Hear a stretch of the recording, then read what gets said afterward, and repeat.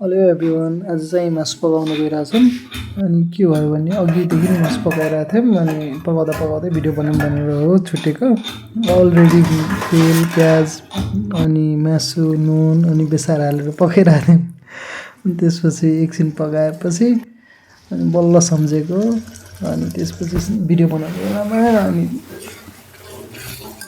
त्यो खुर्सानीको पाउडर हाल्ने बेला बल्ल सम्झायो कि आज भिडियो बनाऊँ भनेर। अनि सुरुमा के अरे खुर्सानीको मसला हाल्यौँ। त्यसपछि एकछिन भुटेपछि अनि अदुवा लसुन अनि त्यो जिरा कुटेर अनि हालेको।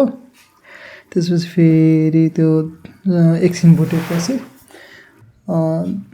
यो धनियाँको पाउडर हालेको। अनि धनियाँ पाउडर हालेर फेरि एकछिन मिक्स गरेर अनि पकाउन छोड्यौँ। छोडेपछि बिरामी आयो। त्यतिखेर सिओपिडीको बिरामी आएर रहेछ। अनि हाम्रो टेकलाल सरले त्यो अस्थालिन दिएर अक्सिजनमा राखेर अस्थालिन तान्न सिकाइराख्नु भएको थियो। म यसो बिरामी हेरेर आएँ। अनि फेरि यसो मासु हेर्छु डढ्यो कि भनेर।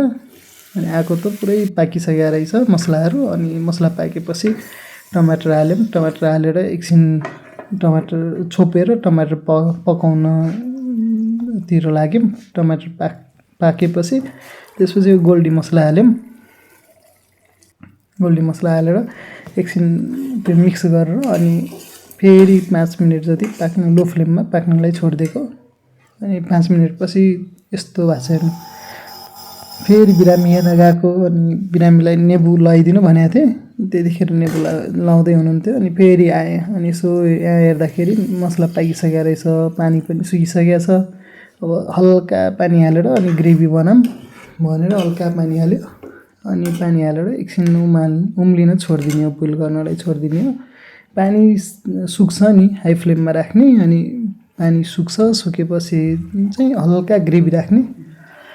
5 मिनट छोडेपछि यस्तो भइसकेको छ। अनि त्यसपछि हरियो धनियाँ पात लिएर अनि पानी सुकिसकेको छ। हामीले चाहिने जतिको ग्रेभी छ चाहिँ धनियाँ पात हाल्ने काटेर।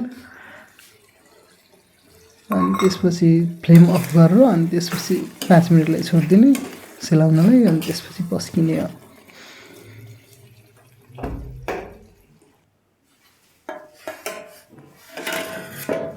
हाम्रो हेर्नु हाम्रो स्टाफ सबैभन्दा एक्टिभ हाम्रो स्टाफ हाम्रो टेकलाल सर उहाँ हुनुहुन्छ।